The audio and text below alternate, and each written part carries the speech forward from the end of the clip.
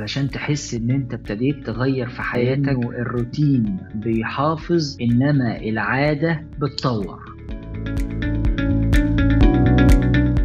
النهاردة يا صديقي هتكلم معاك عن أول أداة تغير بيها يومك بالكامل، تفهمها كويس علشان تحس ان انت ابتديت تغير في حياتك. الفكرة الأولى، الروتين بيحافظ انما العادة بتطور. يعني ايه؟ يعني الروتين بيعيد نفسه من غير وعي. انت بتصحى الصبح بتمد ايدك على التليفون قبل حتى ما تغسل وشك، حتى تشرب قهوتك الصبح وانت مش واعي انت بتعمل كده ليه. بتروح شغلك وانت مش مركز حتى في الطريق اللي انت بتتحرك فيه. الروتين ده بيعمل ايه؟ الروتين ده بيحافظ عليك، يعني بيخليك منظم، بيوفر طاقتك، بيديلك مستوى من الرضا عن النفس ان انت بتنتج حتى وان كان بمقدار معين. طب المشكلة فين؟ المشكلة ان الروتين لا بيتغير ولا بيغير،